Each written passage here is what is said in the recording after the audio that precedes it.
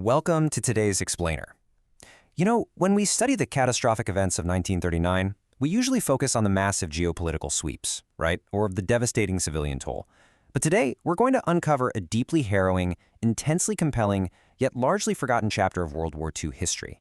Using direct historical source material, we're piecing together a story that kind of just fell through the cracks of time. We are zooming in on a very specific, staggering military tragedy. The fate of the Jewish soldiers who fought in the Polish army and were captured during the September 1939 campaign.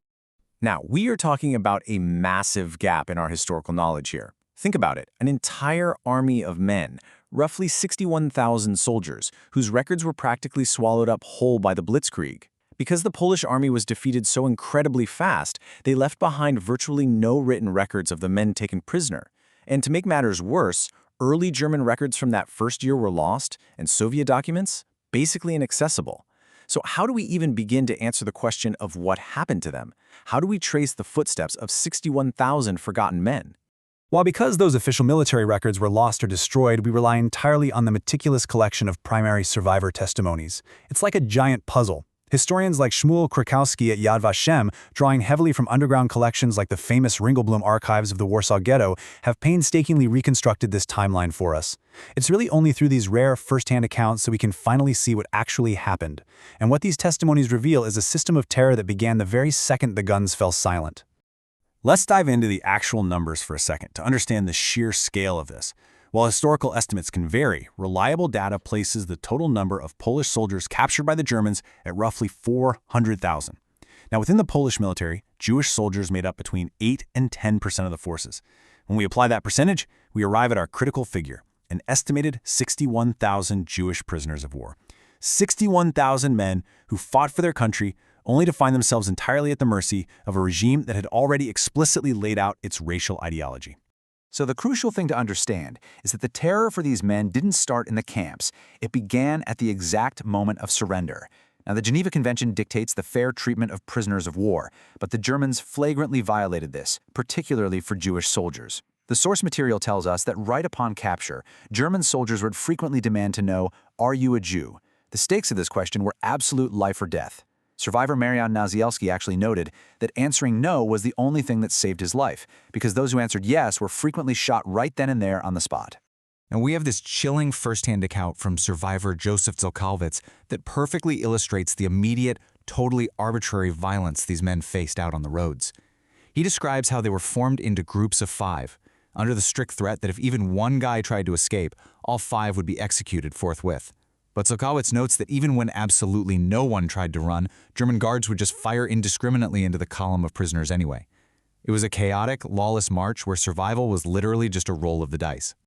Things only got worse as these men were marched to transit camps. Before reaching any kind of permanent facilities, prisoners were herded into temporary assembly points. But these weren't facilities built to house thousands of men. They were local jails, open-air stadiums, and factory floors. The conditions were specifically engineered for humiliation and death. In the sealed jail, men were packed 10 to a cell built for 4 and completely deprived of water. During Yom Kippur, the absolute holiest day in the Jewish calendar, at a stadium in Zaradau, German guards forced Jewish prisoners to clean latrines using their bare hands. They were kept out in these open fields for over a week with 0 food rations. And that deprivation of food, it wasn't just logistical chaos.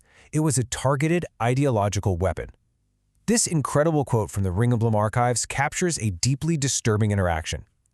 During one forced march, local farmers actually tried to bring bread and milk to the starving prisoners, but the German guards actively stepped in to intercept the food. When one starving Jewish soldier finally made it to the front of the line, the guard identified him, shouted, "There's no bread and milk for Jews," and violently turned him away. The cruelty was frankly surgical. By the time the brutal winter of 1939 approached, the enlisted men were moved from these temporary transit points to permanent camps known as stalags. And here is a critical point. These stalags were not commanded by the SS. They were run directly by the regular German army, the Wehrmacht. So the systematic segregation and abuse of Jewish POWs wasn't some rogue behavior by a few bad apples, it was official policy. Actually, standing orders approved by the German Chief of Staff, Wilhelm Keitel, way back in February 1939, months before the invasion even happened, mandated the strict segregation of prisoners by racial origin. The living conditions for Jewish POWs in these stalags were a literal nightmare. At camps like Staublock and Lambsdorff, thousands of Jewish soldiers were housed in unheated tents pitched directly on waterlogged clay. Imagine that. As winter set in, they're sleeping in freezing mud without any floorboards. Sometimes the Germans would strip them of their warm military blankets and issue them literal paper blankets instead. And for food, 6 to 8 men had to share a single loaf of bread for the entire day, supplemented by this watery cabbage soup that maybe had a few grains of buckwheat floating in it if they were lucky. It was a highly calculated starvation diet. Now, what's really interesting here is the undeniable system of inequity enforced within the very same camps. While Polish POWs were generally assigned to work on local farms where they lived indoors, got better food, and were treated somewhat reasonably, Jewish POWs were completely isolated. They were retained in the main camps or sent on special labor details to do brutal, back-breaking work.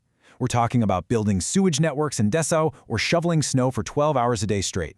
Anyone who collapsed or dared to eat a sugar beet while loading them at a factory was instantly shot.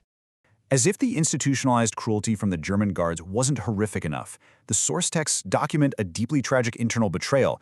We're talking about violent, anti-Semitic pogroms organized right there in the Stalags by their own former comrades in arms. Polish prisoners, sometimes egged on by the German commanders, but often just acting on their own deep-seated prejudices, begin actively targeting the segregated, weakened Jewish soldiers. The first-hand accounts of this are absolutely gut-wrenching. Survivor Chaim Joseph Kaplan reported that the very men who had fought alongside them just weeks prior fell upon their friends, violently assaulting them to steal their winter coats, their boots, and their uniforms. They literally left their fellow soldiers half-naked and barefoot in the freezing mud.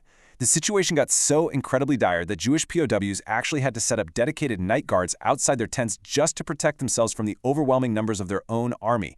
Every single morning, carts would roll through the Jewish sections of the camp to collect the bodies of the men who had simply frozen to death overnight. So, tracing their descent through these months, we can see the full arc of this specific nightmare. We move from the initial shock and summary executions of the September capture, through that deadly, freezing, heavily abusive winter of 1939 to 1940 in the Stalags, arriving at a sudden administrative shift in early 1940. The German authorities actually began processing the release of prisoners who had resided in the newly occupied territories. By March of 1940, the Germans had released an estimated 25,000 to 30,000 of these Jewish prisoners of war. Stop and think about that number for a second compared to our starting figure of 61,000. In just 6 months, over half of this population was completely unaccounted for, many dead from exposure, starvation, summary executions, or retained in other camps for slave labor. But for the 25,000 to 30,000 who were supposedly freed, their ordeal was incredibly far from over. The conditions of their release were just as inhumane as their captivity. The Germans provided absolutely no dry rations for the journey. These broken men, who were already suffering from severe starvation, horrific frostbite, and rampant tuberculosis contracted in the camps, were just loaded into unheated freight trucks. They traveled for days in temperatures that plummeted below -20°C and were given only a single ration of watery beetroot soup halfway through the entire journey. Ultimately, the only reason any of these men survived their return was because of the immediate emergency aid provided by local Jewish civilian organizations in cities like Warsaw.